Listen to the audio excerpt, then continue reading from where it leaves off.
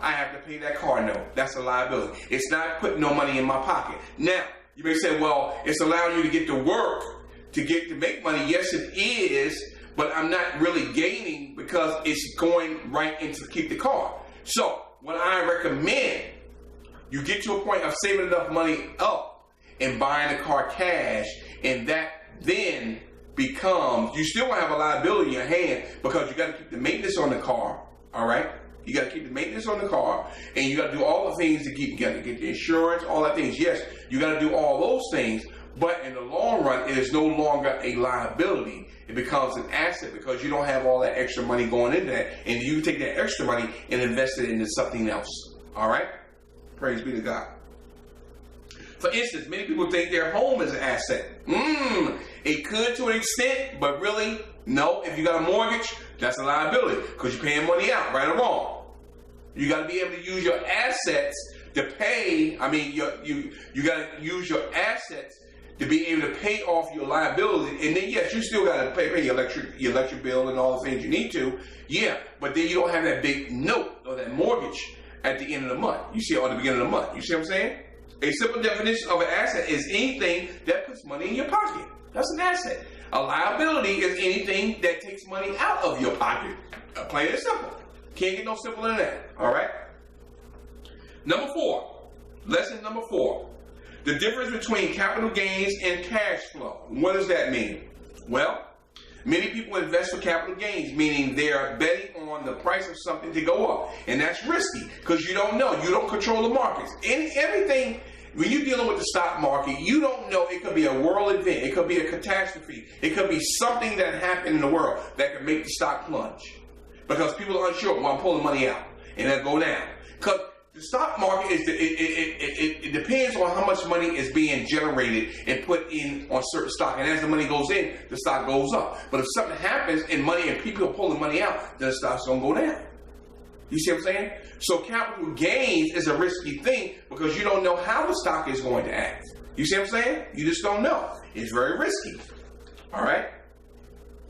Unfortunately, today, many people are taking it in its shorts. Investing for capital gains is akin to gambling. Only not as much as fun. Instead of investing for capital gains, the wealthy invest for cash flow, and capital gains are icing on the cake if they do happen. So it's like rolling the dice. You may win, you may not win. You see what I'm saying? You just don't know. All right? So you want to really stay away from that if you don't really understand the market, and if you don't have that kind of money to have those type of risks. Remember we talked about earlier about risk tolerance. What's your risk tolerance? If you're able to do that, and you can get help now, believe me, if it comes in, you can make a lot of money. But if you don't have that kind of extra money to throw around and do those type of investments, I wouldn't recommend it. All right. Lesson number 5, which is dealing with 15 here. The difference between fundamental and technical investing, which we're going to get into. All right. Fundamental investing is the process of analyzing a company's financial performance, and that begins with understanding in a financial statement. All right, you got to understand, and a lot of these companies on the New York Stock Exchange and the Dow and the S&P 500, Standard & Poor's. You can look at the public companies because they're public. Once they put their business on the stock market, because they want people to invest in their business. And that's how it works. If you don't understand how that works, is when a company goes public, they go public so people can invest into their business, so they can do more things to grow their business.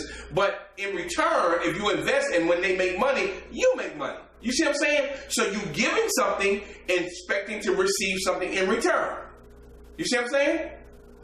You giving something, but you're expecting something in return because you're trusting that they're going to do the right thing. They're going to go out there and they're trying to make their business profit. You say you want to buy some shares in a company, and then when their company starts moving up and start making money, then you make money off it as well. All right? And money is an exchange method. All right? Give something to receive something. All right? Analyze the company's financial performance, and that begins with understanding a financial statement. Technical investing is measuring the emotions or moves of the market by using technical indicators. Now, I'm not too savvy on those. Still learning, day by day. All right. These things that you don't understand, then you need to get with a financial advisor. If you at a point that you have you paid off all your bills, you have $1,000 emergency fund, and you have 6 months of bills in the bank, money saved up. That's what you're gonna need. All right, before you start doing any of these other things. All right. You can invest successfully doing both types of investing, but both take commitment and continued financial education. So it's a continuing learning process. All right, it's a matter of fact, I'm getting ready to start. I'm gonna get started buying some magazines, and the Kiplinger Financial Magazine is something that I would encourage you to subscribe to. Is for beginner investing. It's something that you can follow and read to give you more enlightenment on investing. All right, and it can show you a lot of things. So I'm going to do that very, very soon. I was looking at it last weekend, but that's one of the books I'm going to. And you need to read. You need to read because it will help you to understand. Like I said before, information creates wealth. All right. Number 6, measuring an asset strength. An asset. That's what? What is an asset? Something that puts money into your pocket. All right. There is no shortage of opportunities in the world of investing. The question becomes, which investments are worth pursuing? A key component of a full financial education is understanding how to measure whether an asset is strong or not. One of the best ways to do this is to refer to the B1 or the BI triangle, which looks at an asset full properties: team, leadership, mission, cash flow, communication, systems, legal, and product. I'll go over that again. This is something that you need to look into. All right, I'm going to be getting deeper into it as well. It's called the B1 triangle. This is talking about the assets of a company. All right. So if you're thinking about investing in a certain company, then you need to go on online and look at the company's success and look at these things. The team of people that are there, the leadership, the person that's either the CEO of the company, the owner of the company, what's their mission, what they're trying to achieve, how much money they got coming in each year, communication, how are they communicating their mission goal and things they're trying to achieve for the company. What are they trying to do? Their systems, what type of system they have in place. What dealing with how they're communicating. Their funds that's coming in. Are they communicating that properly through the stock market and so on their website? Are they letting you know? The legal ramification or people that are backing them legally and who they got there to support them when it comes to legal issues, and the product itself, what they're selling. All right, very, very important. Number 7, know how to choose good people. How to choose good people, very, very important. And that's common sense.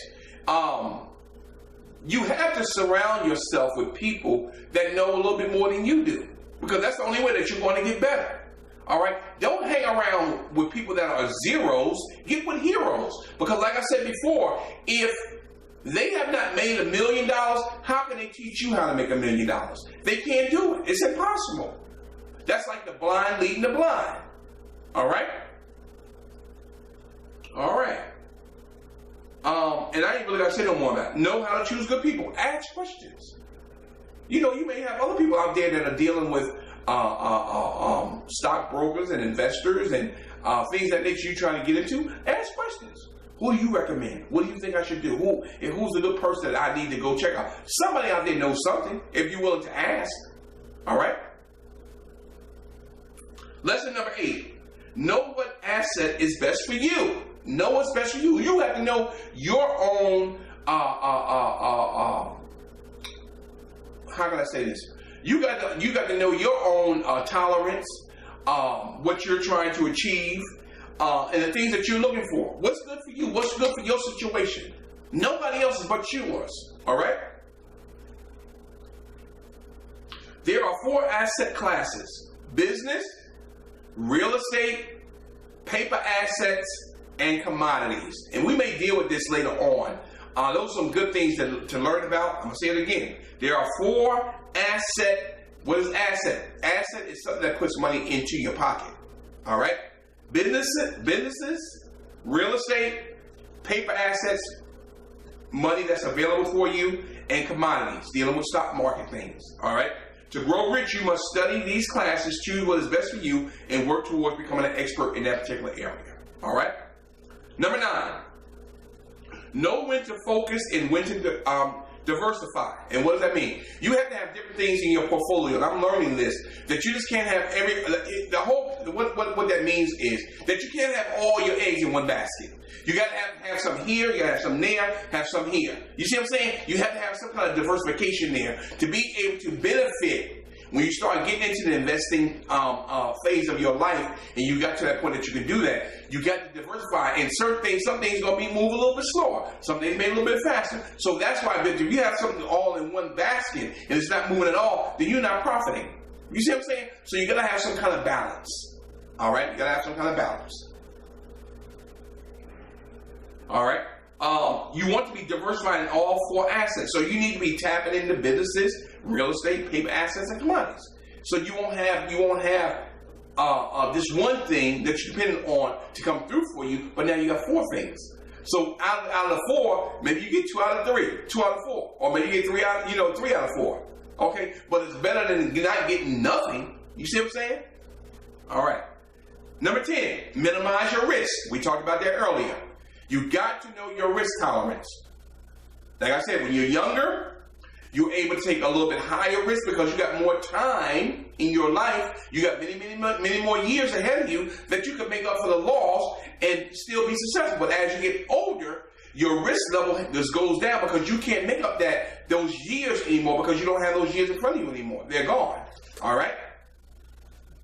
Investing in businesses, there's always an element of risk. It is. A small investor knows how to minimize risk by hedging. What does that mean? There's a number of ways you can do that that's within each asset class. Study upon ways to minimize risk in your chosen asset class. That means you got to protect yourself.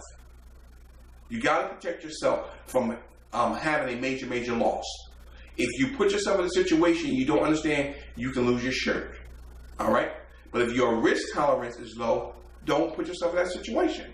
Now, if you're wealthy and you got that extra throwaway money to do that, and you've been profiting through your assets, all right, and you've been benefiting from it, then it's okay because you can tolerate that risk level. But everybody's tolerance is not the same. All right. Number 11, know how to minimize your taxes. That's something that you got to learn about. I had to learn about it too because I'm not an expert. I'm not an expert in taxes. All right. That's something that you have to sit down with your accountant when it comes to things that nature. Let them teach you. All right. It's not about how much you make. It's about how much you keep. That's right. How much you keep. Taxes make an unintelligent person poor, which is true because we don't have the information. A financially intelligent person understands how to use the tax code to his or her advantage, which is true. Which perfect example of that, Donald Trump. What did he say? He hadn't paid federal taxes in 18 years. You got to learn. You got to understand the system. All right, so it can benefit you. All right. Number 12, the difference between debt and credibility. The difference between debt and credibility. We're going to come on down to the last couple now. As many of you know, there is good debt and there is bad debt, right or wrong. The key to using debt is knowing how to borrow money wisely and how to pay the money back. That's the key. Borrow it wisely and be able to pay it back in a timely manner so you don't lose. That's the problem we get messed up in credit cards is, yeah, we think we got a $5,000 credit limit. Well, I'm going to go out there and spend $3,000 and I'll just pay a monthly payment of $30, $40. Long as I'm paying, I'm good. But you don't understand that interest is accruing on the money that you borrow, and then you're going to end up paying maybe 2 or 3 times more of what the product is actually worth. So actually, you're losing. You're losing. All right? Without a solid plan to pay your debt back, you'll soon have no credibility. That's right, because you overextend yourself. All right? A solid financial education will include understanding debt and how to pay the debt back in a timely fashion so you don't lose, but you benefit from it. Because if you pay it back in a timely manner, your credit score goes up because you didn't pay it off, you paid it on time, you don't get penalized, but you will gain because it sees that you are responsible, and then when you really need something, then you can go to the well and get anything you want because your name is good, because your name is in good standing. You see what I'm saying? All right. Number 13, lesson 13. Know how to use derivatives. And what does that mean? Derivatives are things derived out of another object. For instance, orange juice is a derivative of an orange. Your business is a derivative of your mind because you say, I haven't thought about that, right or wrong. Tax-free money from a refinance is a derivative of another asset. That's true. Any investment property, there are many ways to use derivatives to create wealth, but you got to have the information to create the wealth. All right? You got to have the information. If you don't have the information, a lot of this stuff is foreign to me. But when I first started reading it, it's foreign. But because I have not been around those type of people that talk that kind of talk. You see what I'm saying? So I don't understand. So I have to learn the hard way. So same thing with you. You got to do the same exact thing. All right? Number 14. Lesson 14. Know how your wealth is stolen. How your wealth is stolen. It can be stolen. There are 4 things that can steal your wealth. Number 1, taxes. Not knowing the tax laws. Right? Okay. A poor person or a person that, let's go back. I'm going to read that again because this goes right to what we talked about. Right here on lesson number 11. It says, it's not about how much you make, it's about how much you keep. Right? Taxes make an unintelligent person poor. If you're unintelligent and don't understand, taxes can wipe you out. And they don't care. They don't care. It's your job to learn the tax laws. But none of us think about tax until tax time comes. As long as we get the check, get back, we're going to go out and buy us a car. We're going to go do this. We're going to go do that. Right or wrong? Unintelligent person. All right? Number 2, debt. Debt can steal your money because you don't have no asset. It's a liability. So money comes in, goes out. Comes in, goes out. You get it here, goes out. Comes here, goes out. All right? Inflation. It can go up. You'll be paying more money for things that some of us really don't need.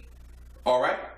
And especially if you're not making that much money on your job, and then things go up, then it can really wipe you out. If you got a little savings, that's gonna wipe you out because you don't have enough in your savings or whatever. You're not making enough money to combat the inflation or whatever the product may be. Your rent can go up. Mortgage usually is a set rate. It's a fixed 30-year, 15-year, or 30-year rate. Basically, it's basically the same. Now your tax rate, your taxes go up though. All right, those things you can't control. And there we go back to the word tax again. All right, that taxes goes up. And retirement, that can wipe you out too. Now, you can get to a point, if you get sick, when you get older and you got, and you don't have insurance to cover, that can wipe you out. And that can take you out your savings as well. All right. So those things that you need to be aware of. A proper financial education will stress understanding how to use these wealth-stealing forces to make money rather than lose your money. And that's something that we have to learn. All right. And then lesson number 15, the last one for the increase your financial IQ. All right. This is our last segment on this, and then we're going to start dealing with credit cards next week. All right. And FICO scores and credit cards, all that stuff. We're going to deal with that next week. Lesson 15, know how to make mistakes. Know how to make mistakes. And what does that mean? You're going to say, Brother Tyrone, that's kind of strange. What do you mean learn how to make mistakes? Well, it's impossible to learn without making mistakes. You got to make mistakes, but don't make big mistakes. Make small mistakes and learn from them. That way you don't repeat that mistake later on. We're going to all make mistakes in life because we don't know it all. Life usually is a trial and error thing if you don't have people around you to teach you so you can avoid those pitfalls of life. But make mistakes is okay, but get the knowledge and learn from it and use that wisdom that you have learned and help somebody else and help yourself so you don't get in that position again. The key is to learn the lesson of those mistakes and not let them take you out of the game. Look at failure as what? As a learning opportunity. That's what it all is. It's a learning opportunity. But you got to put yourself in a position to learn. Get the information. Information is going to create the wealth for you. You said, well, Bro Tyrone, I ain't there yet. I ain't making no money. Well, you got to make the sacrifice. First, get out of debt first. That's number one.